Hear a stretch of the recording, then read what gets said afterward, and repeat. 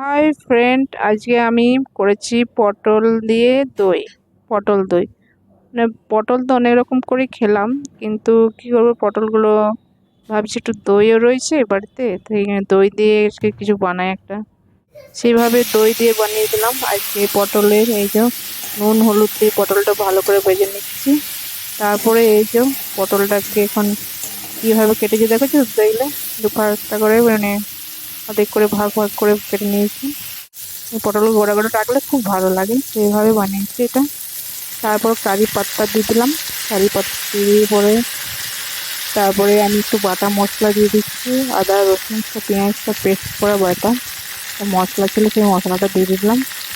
তারপরে নুন মিষ্টি ঝাল যে যেমন খাও সেরকম ভাবে দিয়ে দেবে। টমেটো দিয়ে দেবে, আমি টমেটো সস দিয়েছিলাম। সব দিয়ে পরে এটাকে আমি একটু ভালো করে ভেজে নিচ্ছি। ভেজে নেওয়ার পর এটাকে আমি ভালো করে একটু ভাজা ভাজা করার পর হালকা জল দিয়ে ভাজবো এটা। ভাজতে ভাজতেই হয়ে যায় পটলের সেদ্ধ, আর কিছু দিয়ে দেবেন না। হালকা জল দিলাম, দিয়ে পরে একটু সেদ্ধ হতে দিয়েছিলাম। তারপরে কাঁচা লঙ্কা দিয়েছি, তোমাদেরকে সব দেখিয়ে দিচ্ছি। এইটা মানে পটল তো এখন গ্রীষ্মকালের সবজি, মানে তরকারি সবই রকম খাওয়া হচ্ছে, এটা আমি একটা নতুন ধরনের করলাম, নিজের মতন করে করলাম, তাই তোমার সাথে রান্নাটা শেয়ার করলাম। ভালো লাগলে অবশ্যই তোমরা দেখো, আর কে কে করে খেয়েছো সেটাও আমাকে কমেন্টে জানাবে, খুব ভালো লাগবে। একটু হালকা মিষ্টিও দিয়ে দিচ্ছি। তারপর এটাকে ভাজতে থাকছি, ভাজতে থাকার পর সেই জন্য বললাম। আর আমি এরকম সাধারণ রান্না করতে ভালোবাসি, তাই তোমার সাথে এইসব রান্নাই শেয়ার করি। আমি যেভাবে যেমন রান্না করতে পারি সেগুলো সাধারণ সেইভাবে রান্না করি, এইভাবেই তোমাদের সাথে শেয়ার করতে থাকবো রান্নাগুলো।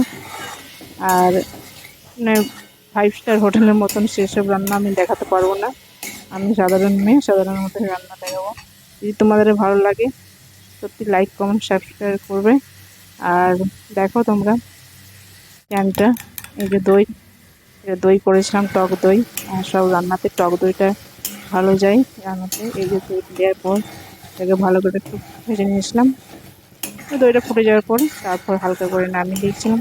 তোমরা পারলে গরম মশলা দিতে পারো, হালকা গরম মশলা। এই যে রান্নাটা হয়ে গেছে, খেতে কিন্তু দারুণ হয়েছিল, সত্যি বলছি অপূর্ব হয়েছিল। তাই তোমাদের সাথে বললাম, তোমরা যদি এরকম করে খাও, দেখো তোমরা যদি বলবে কমেন্টে কেমন লেগেছিল আমার রান্না করে। Bye bye.